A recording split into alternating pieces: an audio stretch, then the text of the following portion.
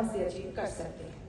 साथ ही हमारा जो खेलो इंडिया और फिट इंडिया मूवमेंट में विजन था to make every Indian live a healthy lifestyle, वो भी इससे अचीव होती है। So talking about the economic growth and employment, by establishing a strong sporting ecosystem, it will help us not only just to increase our employment levels, but it will also help grow our economy multifold. And sports can be India's soft power by 2047, as this will help us ensure that India has a prominent position at the high tables of sports at the global level. And the last impact pointer of developing leadership through sports, I think perfectly embodies our Viksit Bharat Young Leaders dialogue, as sports is the perfect tool that helps inculcate leadership in our youth. तो इसी idea के साथ हम कहते हैं together let's make a sporting and a fit nation, क्योंकि fit India, hit India, स्वस्थ जीवन की नई परिभाषा। Thank you. जय हिंद। बहुत बढ़िया साथियों, हेल्दी इंडिया, फिट इंडिया, इन सब के साथ स्पोर्ट जुड़ा हुआ है। आप में से बहुत लोगों को पता होगा, ओबेसिटी को लेकर के पूरी दुनिया में भारत का चित्र बहुत ही चिंताजनक है। और हम सबको प्रयास करना पड़ेगा कि हम हमारे देश में हेल्दी इंडिया में एक ओबेसिटी की समस्या से कैसे, क्योंकि बहुत मोटापन है और मोटापे के कारण अनेक प्रकार की विकृतियां भी आती हैं, आलसी बन जाता है इंसान। एक छोटा सा उपाय है, मैं मेरी तरफ से नहीं कह रहा हूं, वरना कल अखबार वाले बहुत बड़ा बॉक्स आइटम बनाएंगे, लेकिन दुनिया में कई प्रयोग हुए।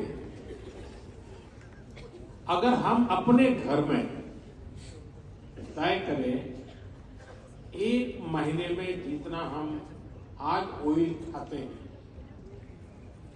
तय करें कि हम कैसे भी करके 10% कम कर देंगे,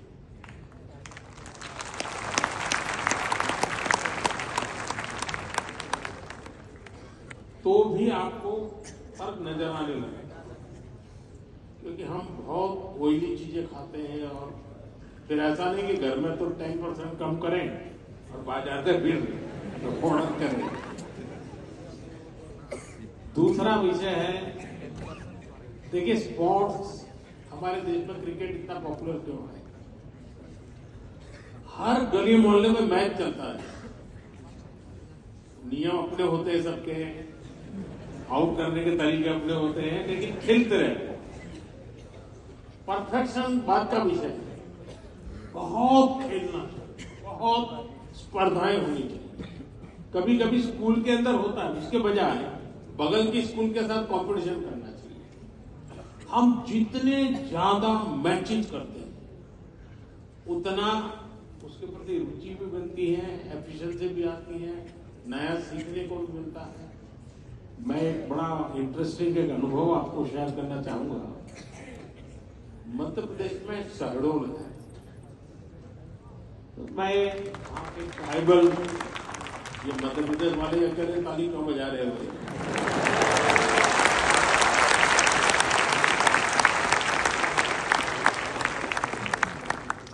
मैं वहां लखपति दीदी, जो ट्राइबल, मैं लखपति दीदी कार्यक्रम की सफलता थी तो मैं मिलने गया, और ऐसे ही गपशप का कार्यक्रम था, कुछ ज्यादा नहीं। मैंने वहां की देखा कि कई लोग एक टी शर्ट और स्पोर्ट के कपड़ों में ही दिखाई दिए, और उसमें 70 साल की उम्र के भी व्यक्ति थे और 7 साल की उम्र के भी थे। तो स्वाभाविक मेरा आकर्षण हुआ। मैंने उनको पूछा, मैं कहा आप सब एक ही यूनिफॉर्म में दिखते हो और लगता है कि खिलाड़ी जैसे लग रहे हो, आप कहाँ से हो? तो हम ब्राजील से। शहडोल में और ब्राजील से? बोले हमारे गांव का नाम ब्राजील है।